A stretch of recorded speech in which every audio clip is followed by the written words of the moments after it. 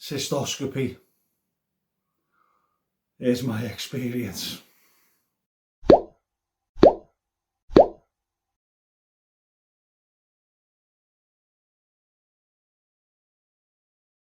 So, let me tell you a little story about my traumatic, calamitous experience having a cystoscopy. Now, if you've had a cystoscopy before, you might relate to some of this. And if you're someone who's about to undergo the procedure, I'm sorry, this isn't meant to put you off or to scare you. It's just my experience. So what is a cystoscopy? Well, it's a camera down the old boy. So I'm in hospital. They know they got a fistula to my bladder, and they said, you've got to go for a cystoscopy. I said, what's that? So they explained it. I thought, oh God, no, I don't want that, don't sound pleasant at all. They said, no, it's okay, you know, you'll be having local anaesthetic and this is the procedure. And like an idiot, I thought to myself, oh, local anaesthetic? Oh, I'll be knocked out. Oh, I don't care.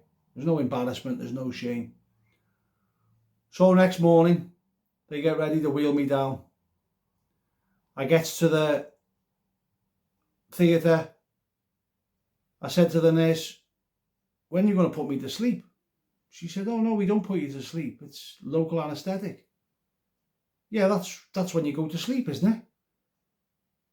No, that's general anaesthetic.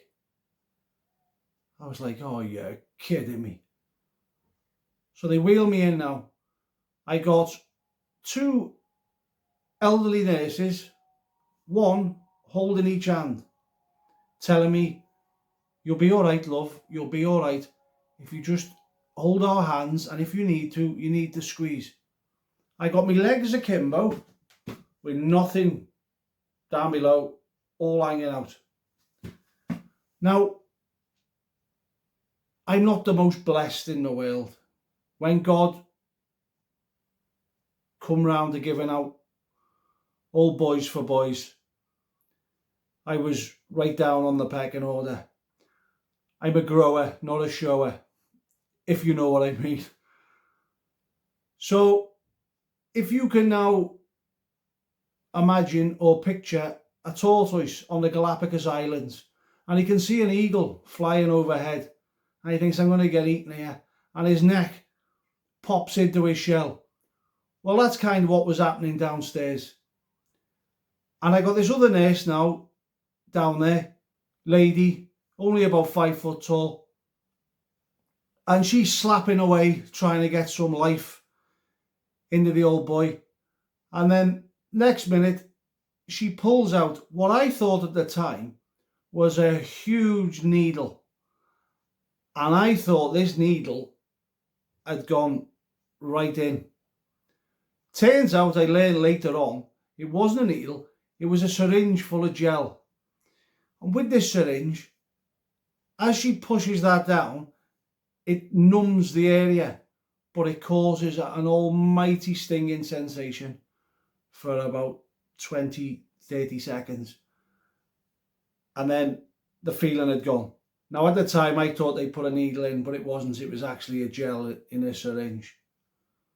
So I'm there now thinking, oh my God, I'm all embarrassed. In comes the doctor, and he pulls out this wiry thin camera and proceeds to start with the procedure.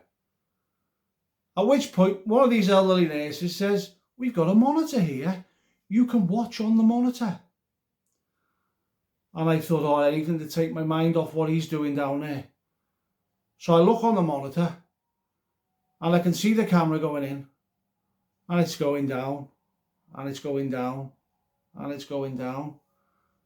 I'm thinking, that's a long way down. That can't be right. That can't be mine. It's not that big. Anyway, as he's getting to the bottom of this tube, I can see this wispiness sort of in the fluid as it's going down. I'm thinking to myself, oh my God, that's not what I think it is it?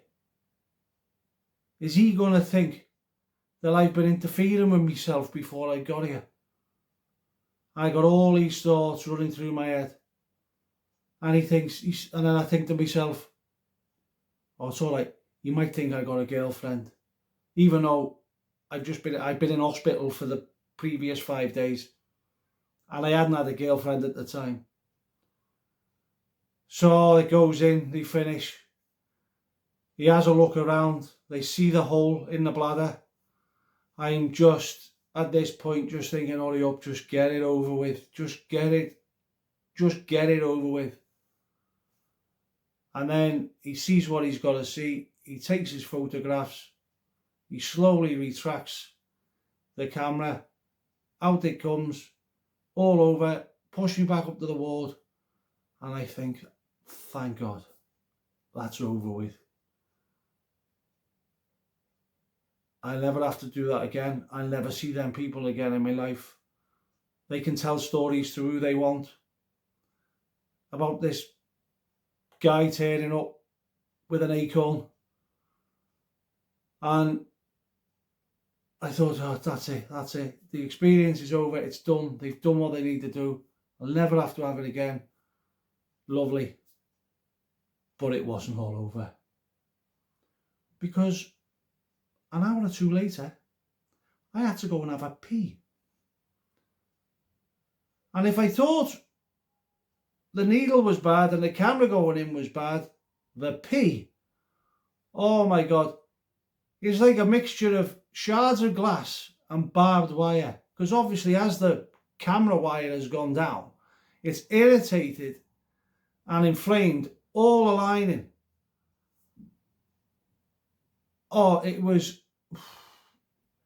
is like firing a drop at a time. And that lasted for about the next half a dozen times I needed to go for a pee. But in the name of science, I done my bit. And yeah, it's one of those that will live in the memory. I can look back at it now and, you know, like I've just retold this story, you know, in a bit of a humorous way. But yeah, what an experience. It's something I'll never forget. And if you've got to have a cystoscopy, then at least now you know what to expect. Anyway, thanks for listening to this story. Give us a thumbs up. Give us a comment if you've been through a similar experience. Please subscribe, all the rest of it. And I'll see you again soon. Take care. Bye.